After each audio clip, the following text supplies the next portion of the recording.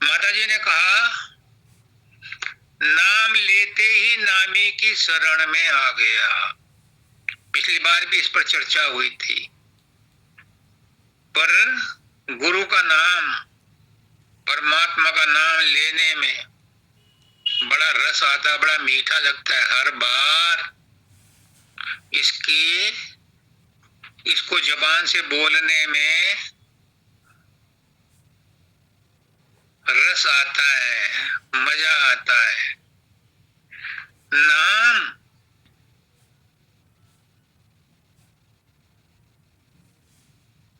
हर चीज का नाम है, हर चीज का नाम है। जो अनाम है उसका भी नाम है। इस संसार में जितना भी फैलाव इस प्रकृति का है, सबका कोई ना कोई नाम धरा हुआ है।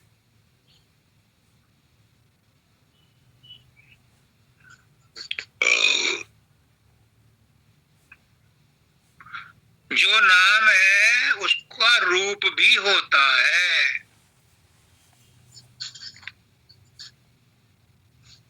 अरूप भी होता है, स्वरूप भी होता है और फिर अनूप भी होता है। रूप,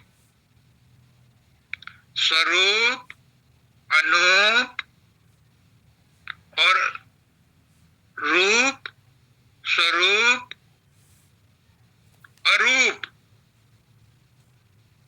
फिर अनूप। ये चार अवस्थाएं हैं उस रूप की, और यही चार अवस्थाएं नाम की हैं। जब वो चौथी अवस्था में पहुंचते हैं तब पता चलता है कि नाम क्या चीज है। जब वो चौथी अवस्था में पहुंचते हैं तब पता चलता है कि रूप क्या चीज है। जब चौथी अवस्था में पहुंचते हैं तो पता चलता है गुरु क्या चीज है। अभी तो गुरु को हम मनुष्य मान लेते हैं कि विशेष ज्ञान रखता है, दो चार बातें रट ली हैं तो इसलिए वो बड़ा बना हुआ है। गुरु कोई बनता नहीं है और ना बन सकता है। गुरु तो परमात्मा है।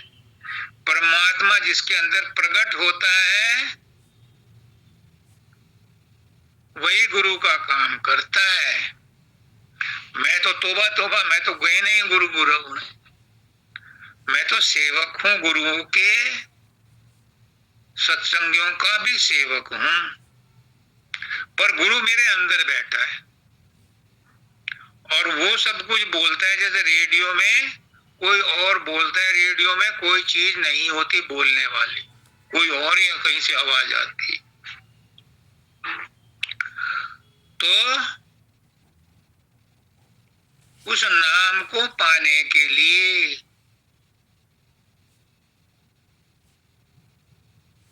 गुरु ने आपको साधन अभ्यास बताया है और उसको आप करते नहीं और गुरु से प्रार्थना करते हो कि हमें तार लो, हमें ले जाओ पार। ले जाएगा, लेकिन जो नाम दिया है उस नाम को तो पक्का कर लो। अपना नाम तो याद कर लो, तुम्हारा नाम क्या है। जब वो नाम पुकारा जाएगा तो वहां नाम तुम्हारा याद होना चाहिए। तुम इधर उधर न देखना उस समय किसको पुकार रहे हैं। तुम्हें नाम दिया है और नाम के साथ ही नामी जुड़ा हुआ है। मेरा नाम लोगे तो मेरी जितनी भी आज तक की जिंदगी में घटनाएं घटी हैं वो सब उसके साथ जुड़ जाएंगी। और आपको गुरु ने जो नाम दिया है तो गुरु की जो ताकत है वो सबसे आप जुड़ जाओगे, उन सब का प्रभाव। और गुरु चूंकि उस महाचैतन्य शक्ति से जुड़ा है। देखो लिंक, गुरु उस महाविशेष चैतन्य शक्ति से जुड़ा है और आप गुरु से जुड़ गए तो क्या प्रभाव पड़ेगा। जरा उंगली लगा के देखो सॉकेट में, और तुम्हें छुड़ाने जो भी आएगा उसको, उसकी हालत देखना, सब जुड़ जाओगे उससे। अगर बिजली का करंट किसी को लगा और तुम उसे छुड़ाने जाओगे तो वो करंट तुम्हें भी लगेगा। तो गुरु जुड़ा हुआ है उस महाविशेष चैतन्य शक्ति से। गुरु में विशेष चैतन्य शक्ति है और आपके अंदर सामान्य चैतन्य शक्ति है, तो वो उसके साथ जुड़ करके वही हो जाता है। वो करंट आपको लगेगा, वो प्रभाव आपको महसूस होगा, आप उससे जुड़ जाओगे। तो नाम लेते ही नामी की शरण में आ गया। कितनी इंपॉर्टेंट बात है ये समझ में नहीं आती किसी की, कि नाम लेते ही नामी की शरण में पहुंच गया, उस परमात्मा की शरण में पहुंच गया। जो नाम लेगा दिल से वो परमात्मा के नजदीक ही पहुंच गया। हम नाम लेते हैं, शरीर से लेते हैं, जबान से लेते हैं, मन से लेते हैं, और ये चीजें ब्रह्मांड की हैं, पिंड की हैं, तो यहीं तक रह जाता है वो नाम। अगर उसे उस चीज से जो के साथ लिया जाए, उस नाम को उस माध्यम से लिया जाए जो वहां से लिंक है। मुझे शब्द नहीं मिल रहे आपको बताने के लिए। अगर आप नाम को उस साधन से लो जो साधन उस परमात्मा से जुड़ा हुआ है, तो आपके नाम लेते ही आप नामी से जुड़ जाओगे। अनकही बात भी कह देता है, अकथ को भी कथ कर देता है। वो शब्द नहीं मिल रहे जिसे मैं बता दूं, लेकिन आपको इशारा कर रहा हूं कि अगर नाम उस साधन से लोगे जो साधन परमात्मा से जुड़ा हुआ है, तो आपका नाम लेना उस परमात्मा तक पहुंच जाएगा।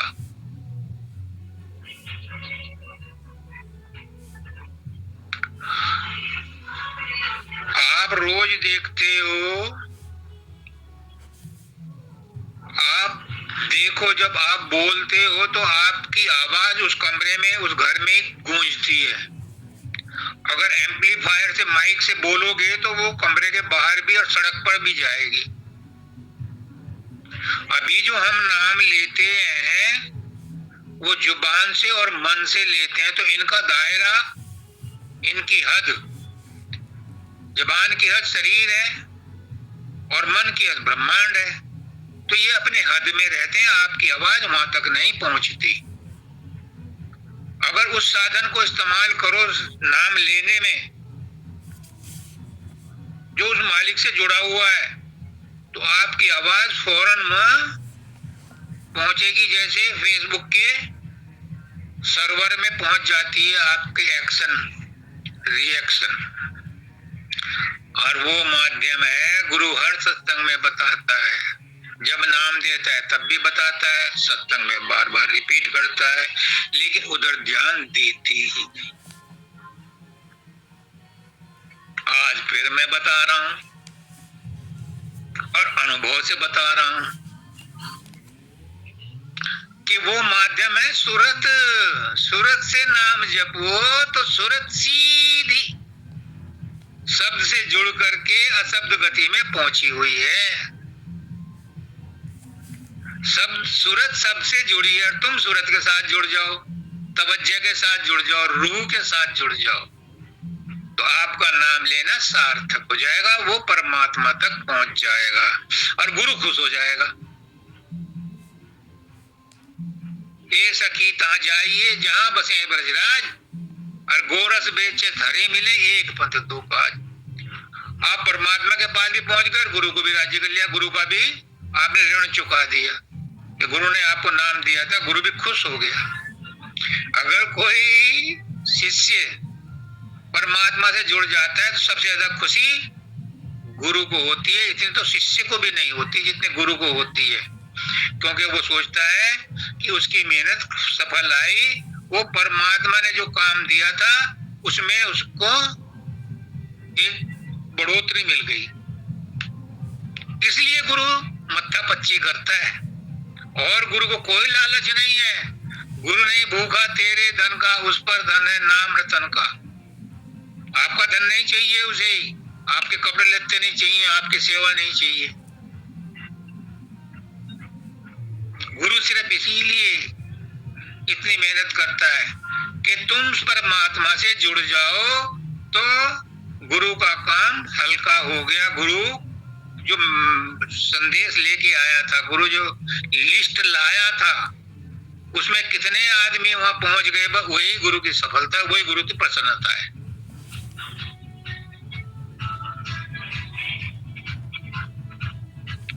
अब इन्होंने एक बात कही कि जीने की इच्छा नहीं, मरने का मैं जाता रहा। इसको जरा फिर से सुनो। जीने की इच्छा किसे है? जीना कौन चाहता है? जो बंधन में है उसे मुक्ति की इच्छा है, और जिसे चाहना है उसे जीने की इच्छा है। जिसकी कोई इच्छा है उसे जीने की भी इच्छा है। जो बंधन में है उसे मुक्ति की इच्छा है, और जो बंधन में नहीं उसे मुक्ति की भी इच्छा नहीं। और जिसको कोई चाह नहीं उसे किसी चीज की जरूरत नहीं। चाह गई चिंता मिटी मनुआ बेपरवाह, और जिसको कछु न चाहिए वो शान का सा, उसे कुछ नहीं चाहिए। तो फिर जीने की इच्छा नहीं और मरने का भय नहीं, उसे फिर जीने की इच्छा नहीं रहती। जीने की इच्छा किसे रहती है? जिसके अंदर चाहत भरी है, और वो कौन है? वो है मन। मन को जीने की इच्छा है, क्योंकि मन उन इच्छाओं को पूरी करने के लिए शरीर बार बार धारण करता है। और अगर कोई इच्छा बाकी नहीं रहेगी, इच्छाओं की टोकरी खाली हो गई, तो फिर तुम्हें जन्म क्यों लेना? क्यों आएंगे हम इस देश में जहां अपना कोई चीज है ही नहीं? अगर तुम्हारी कोई चीज ट्रेन में नहीं छूटी, प्लेन में नहीं छूटी, तो तुम एयरपोर्ट दोबारा क्यों जाओगे? स्टेशन पर क्यों जाओगे? तुम्हारी कोई चीज छूटी नहीं वहां। सत्संग हॉल में गए और तुम्हारी कोई चीज नहीं छूटी, तो तुम सत्संग हॉल में दोबारा लौट के क्यों जाओगे?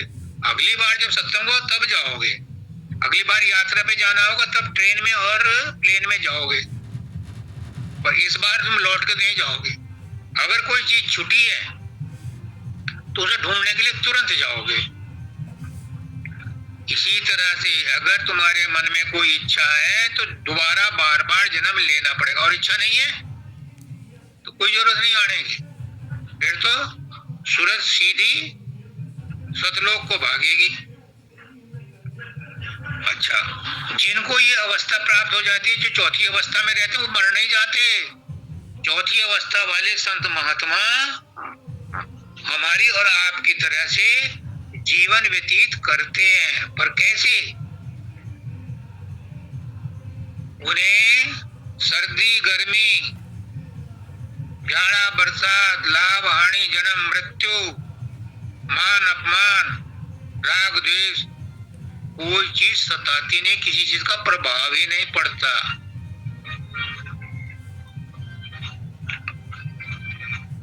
लेकिन ये कब होगा?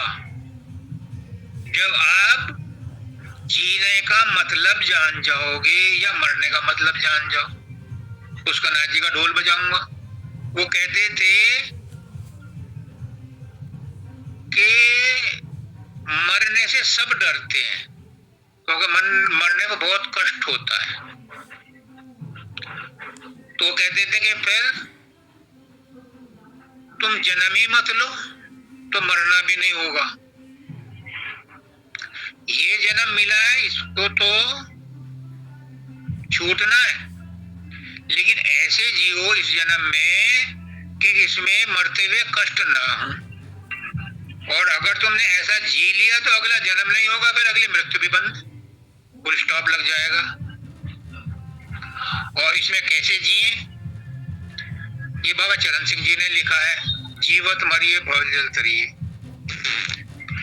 मैंने उसको कम से कम भी नहीं तो 20-25 बार पढ़ाया, 20-25 बार उसके नोट्स बनाए और 20-25 बार उसको समझाया है और समझा है। एक मोटी सी बात बता दूं जो आप उसको कर सकते हो, और जो सबके तजुर्बे में आती है। देखा होगा आपने, अभी तजुर्बा नहीं हुआ है। मरने वाले के पास जब कभी आप गए हो तो देखते हो कितना तड़पता है।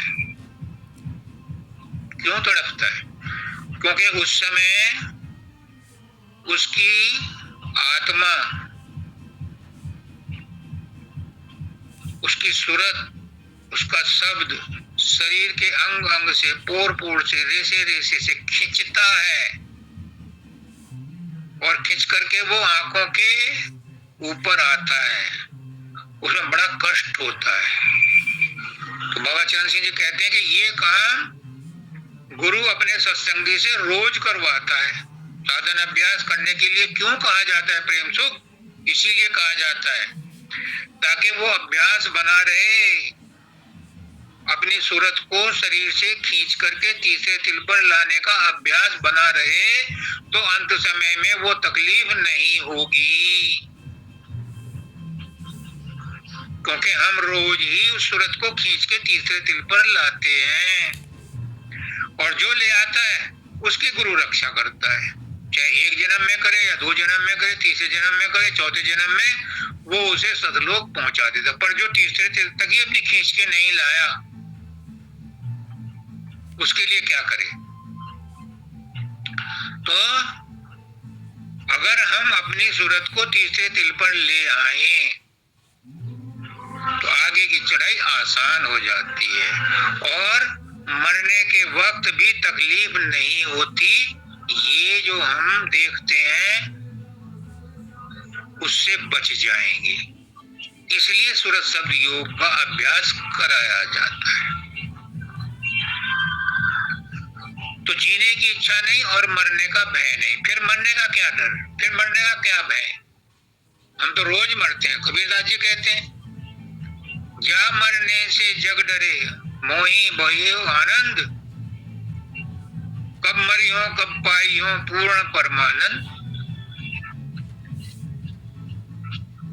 जब हमने इस जन्म में अपना काम पूरा कर लिया तो फिर हमें दोबारा यहाँ आने की जरूरत नहीं पड़ती। बाबा जयमल सिंह जी ने बाबा सावन सिंह जी को कहा था, लिखा था पत्र में कि मेरे जीवन का काम पूरा हो गया, अब मैं जा रहा हूं, तुम संभालो। स्वामी जी महाराज ने भी यही कहा था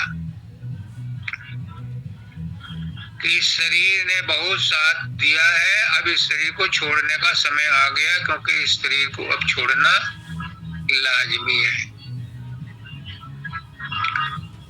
वो कहते हैं कि मैंने अपने जो सूरत थी वो तो पहले ही भेज दी थी, लेकिन फिर वापस आ गई है। 1 दिन या 2 दिन बाद फिर जाऊंगा। वो बस में होती है, उनके संतों महात्माओं के बस में होती है।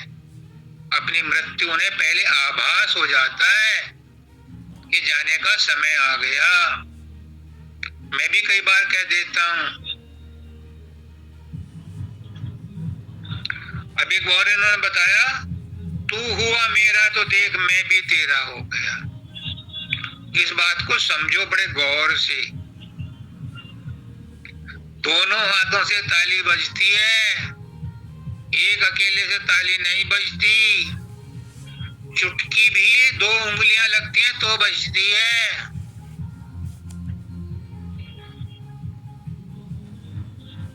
अगर तुम गुरु के लिए कुछ नहीं करोगे तो गुरु ताली कहां से बजा लेगा? गुरु भी ताली तभी बजाएगा जब तुम साथ में मदद करोगे। रेलवे के डब्बों के अंदर लिखा होता है कि अपनी सुरक्षा के लिए, रेलवे की सुरक्षा के लिए अपनी सुरक्षा करो। जहां फायर के वो लगे ना सिग्नल, वहां लिखा होता है कि आपको अपनी सुरक्षा चाहिए, तो इसलिए सुरक्षा के नियमों का पालन करो। तो आपको अगर मुक्ति चाहिए, आपको अगर संसार से छुटकारा चाहिए, तो गुरु ने जो आदेश दिए हैं उनका पालन करो। दोनों हाथ जब मिलेंगे तभी ताली बजेगी। तो तू हुआ मेरा, कहने का मतलब फिर मैं वही ला रहा हूं खींच के, तुम गुरु के हो जाओ तो फिर गुरु तुम्हारा होगा ही होगा। तुम गुरु से प्यार करो, गुरु को गुलाम बना लो।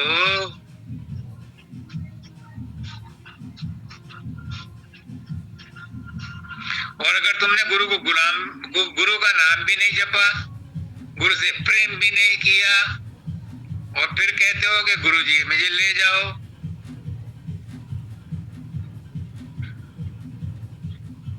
गोपियां कहती थी लल्ला नाच, हम तुझे छाछ देंगी। एक कटोरी भर छाछ के लिए कृष्ण भगवान उन गोपियों के इशारे पर नाचते थे। क्या नंद के घर में छाछ नहीं था? उनका तो बहुत गोधन था। क्या उनके घर में माखन नहीं था?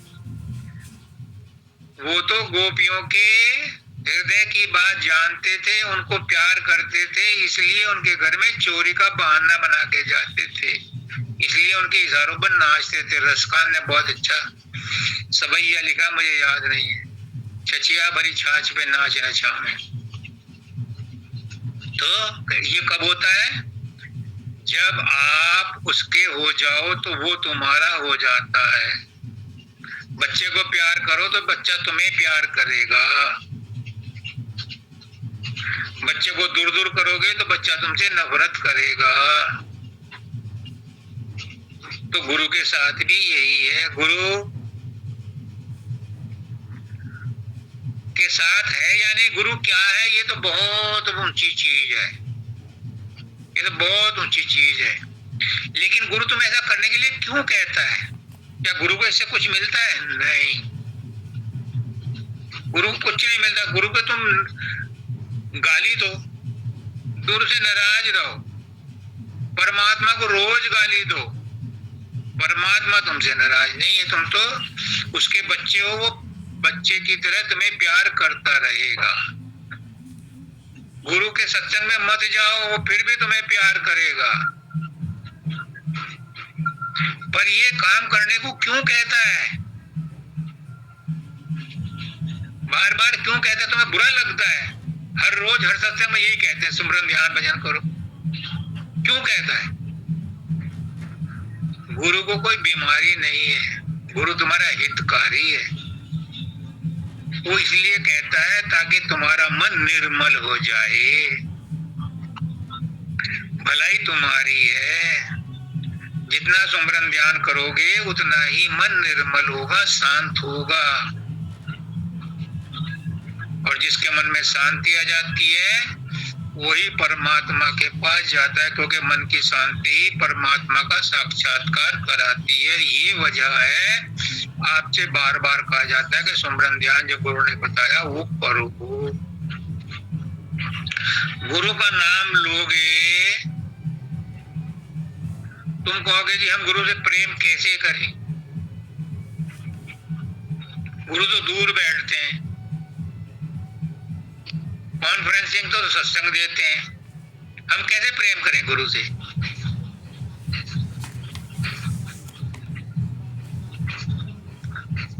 उसकी तरकीब भी है। जो गुरु ने नाम दिया उस नाम का सुमरन करो तो ये गुरु को प्रेम करना माना जाता है। गुरु जो काम कह दे उसको पूरा कर दो, ये गुरु की सेवा है।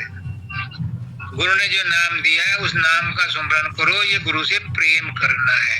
क्योंकि नाम उसी का जपा जाता है, नाम उसी का लिया जाता है जिससे हम प्रेम करते हैं। और जब हम नाम लेते हैं, गुरु का दिया हुआ नाम जपते हैं, तो प्रेम से नहीं जपते, इसलिए वो प्रभाव नहीं डालता। अगर प्रेम से करो, प्रेम से नाम जपो, तो वही गुरु से प्रेम करना कहलाता है। उन्होंने कहा समझ पाकर सब समझ समाप्त हो गई, समझ बेसमझ हो गई। इसमें भी रहस्य है। गुरु की समझ पाकर, गुरु की समझ पाकर क्या है? अपनी समझ पाकर, आत्मा की समझ पाकर, आत्मज्ञान पाकर, जितना ज्ञान था अब तक का संसार का जितना ज्ञान था, संसार की जितनी विद्या थी, वो सब अविद्या हो गई, वो सब अज्ञान के समान हो गया। क्योंकि आत्मा का ज्ञान जब घट में प्रकट हो गया, जब प्रकाशित हो गया, तो बाहर के नजारे फीके लगने लगे। जब अंदर प्रकाश पैदा हो जाता है तो बाहर के रंग रलियां बेकार हो जाती हैं। जब अंदर का शब्द में रस आने लगता है तो बाहर के स्वाद बेकार हो जाते हैं। पुष्करनाथ जी कहते थे, राजेश को स्वाद ही पता नहीं, नमक ही पता नहीं, इसे स्वाद ही नहीं पता चलता है कि सब्जी में नमक तेज है कि ज्यादा है। क्योंकि जिसे अंदर का रस पता लग जाता है, वो बाहर के रस में निरासक्त हो जाता है, उसमें उसे कोई लुफ्त नहीं रहता। तो ये आज का सत्संग बहुत